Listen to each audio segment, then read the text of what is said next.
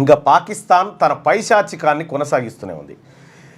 అర్ధరాత్రి కాగానే దాడులకు తెగబడుతూనే ఉంది. మరికొన్ని పట్టణాలపైన మోటార్ షెల్స్, ఆ తర్వాత రాకెట్ లాంచర్లతో విరుచుకుపడే ప్రయత్నం చేస్తూనే ఉంది.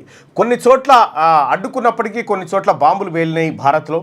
సో కొంత ఆస్తి నష్టం జరిగినట్టుగా తెలుస్తూ ఉంది. కాకపోతే ఏంటంటే పూర్తి స్థాయిలో అంటే 90% డ్రోన్లను కానీ 90% టర్కీ డ్రోన్లను కానీ వీటన్నిటిని కూడా భారత ఆర్మీ దిగ్విజయంగా అడ్డుకున్నప్పటికీ పాక్ ఈ దుశ్చర్యను మాత్రం కొనసాగిస్తూనే ఉంది. సో పాక్ ఇక్కడ ఉన్నటువంటి పౌరులు లక్ష్యంగా చేస్తూ ఉంటే భారత్ ఉగ్రవాదులు లక్ష్యంగా చేస్తున్నటువంటి పోరాటం కళ్ళ ముందుంటే ఇక పాకిస్తాన్ భారతదేశం మీద మేము దాడులకు దిగడానికి సిద్ధంగా ఉన్నామని ప్రకటించేయడంతో వాతావరణం వేడెక్కింది. ఇవాళ 10-11 గంటలకు భారత్ కూడా ప్రెస్ మీట్ పెట్టబోతా ఉంది. యుద్ధం చేయబోతున్నామా ఏమనేటువంటి అంశాలు చెప్పబోతుంది. ఇక భారతదేశంలో ఉన్నటువంటి అన్ని ఆసుపత్రులను అత్యవసరాల కోసం వినియోగించడం కోసం సిద్ధం చేస్తూ ఉన్నారు. అంతటా కూడా బెడ్లు ఇవన్నీ సిద్ధం చేసుకొని మెడిసిన్స్ అవన్నీ నిల్వలు పెంచుకోవాలని చెప్పి ఆదేశాలు జారీ చేసింది.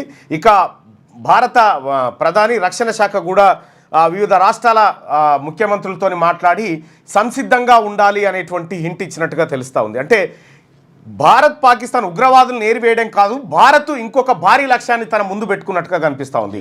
పాక్ ఆక్రమిత కాశ్మీర్ను తిరిగి భారత్లో కలుపుకోవడానికి భారత్ ఈ ప్రయత్నాలు చేస్తున్నట్టుగా కనిపిస్తూ ఉంది. ఇది దిగ్విజయంగా జరగాలని మనం అందరం కోరుకుందాం.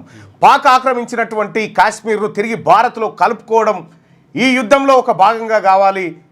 అప్పుడే ఈ ఉగ్రవాద సమస్య కొంత చెక్కుబెట్టినట్టు అవుతుంది.